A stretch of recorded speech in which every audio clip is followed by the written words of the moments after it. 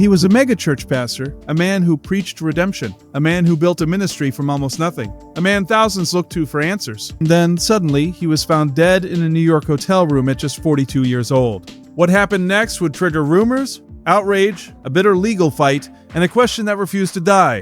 Why did it take more than 2 years for the public to learn how Pastor Zachery Tims really died? Orlando Sentinel WFTV. Before the mystery, before the controversy, before the headlines, Zachery Tims was one of the most recognizable pastors in Central Florida. He co-founded New Destiny Christian Center with his wife Reva in 1996, starting in an Orlando hotel room. It began as a small ministry, exploded into a megachurch with more than 7,500 worshipers and a major presence in the community. To many people, he wasn't just a preacher. He was proof that broken people could rebuild their lives. Orlando Sentinel. That message mattered because Tims did not hide the fact that his past was messy. Reports said that by the age of 19, he had been in and out of jail. He spoke openly about crime, gangs, and addiction as part of his testimony. That honesty made him relatable to people who saw themselves in his story. His ministry even supported a multi-million-dollar outreach center meant to help young people stay away from the same traps he said nearly destroyed his own life. Orlando Sentinel. Orlando Sentinel. But there was another side to the story. His life had already been marked by public controversy. Local reporting said his marriage to Reva Tims ended in 2009 after he admitted to marital infidelity. Reports also said he stepped down for a period after acknowledging what was described as an indiscretion, then later returned to the pulpit. Even with all of that, he remained influential, visible, and powerful. To supporters, he was a flawed man trying to walk out his faith. To critics, he represented the dangerous gap between a public image and a private life. Orlando Sentinel, Orlando Sentinel. Then came August 12, 2011. Zachery Tims was found dead on the floor of a room at the W Hotel in Times Square. He was only 42. At first, the cause of death was unclear. The initial autopsy was inconclusive. Authorities reported no foul play, and almost immediately, disturbing details began to circulate. Published reports said police found a packet of powder in his pocket. That detail alone was enough to send speculation into overdrive. Was this an overdose? Was there more to the story? And why was such a high-profile pastor dead in a New York hotel room with so many unanswered questions? Orlando Sentinel WFT. As the days turned into weeks, the mystery deepened. People expected toxicology results. They expected clarity. They expected some official explanation that would finally settle the growing rumors. But instead, the public got silence, and not just for a few weeks, not just for a few months. The official cause of death remained hidden for more than 2 years. That long delay became a story all by itself. Orlando Sentinel Spectrum News 13. Now this is the part many people later called a 2-year cover-up. But the reporting points to something more specific, a legal battle. According to coverage from the Orlando Sentinel and Spectrum News 13, Zachery Tims' family fought in court to keep the autopsy and toxicology findings from becoming public. A New York court ruled that the results would stay sealed while the appeal process continued. And so, the long silence was not simply because no one knew.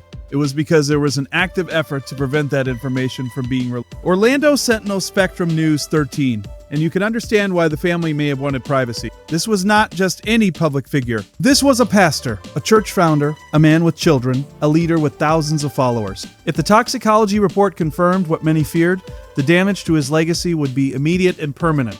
But the longer the delay lasted, the more public suspicion grew. And silence has a way of making people imagine the worst. Spectrum News 13. Then in December 2013, the answer finally came. After a New York appellate court upheld a lower court ruling that the medical examiner's office had the authority to release the finding, the cause of death was finally made public. The official statement said Zachery Tims died of acute intoxication by the combined effects of cocaine and heroin. The manner of death was ruled an accident. Just like that, after more than 2 years of rumors and legal battles, the mystery ended with one devastating. Orlando Sentinel, WFTV. And that is what made the story hit so hard. Because this was not only the death of a well-known pastor, it was the collapse of an image. A man who had openly spoken about overcoming crime and addiction was officially said to have died from the combined effects of cocaine and heroin. Many observers, the final report did not just answer questions, it reopened old ones about relapse, secrecy, spiritual leadership, and whether public redemption always matches private reality.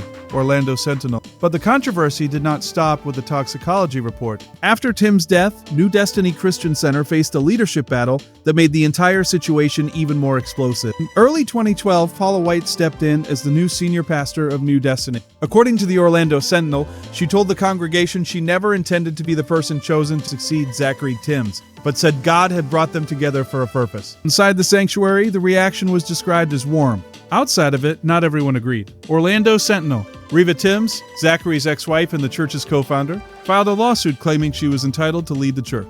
The lawsuit argued that the bylaws made her the rightful successor and alleged that Paula White's appointment was part of a conspiracy by church leaders to push her aside. But only days later, Reva dropped the lawsuit after acknowledging that her 2009 divorce agreement included a stipulation preventing her from suing the church. Even after the suit was withdrawn, the leadership struggle became part of the larger legend surrounding Zachery Tims' final chapter. Orlando Sentinel. Maybe that is why this story still lives online years later. It has everything that keeps people watching: a famous pastor, a hidden cause of death, a 2-year legal battle, drug allegations that turned out to be true according to the medical examiner, and a church succession fight that unfolded in public. But underneath all that drama is something even darker and more human.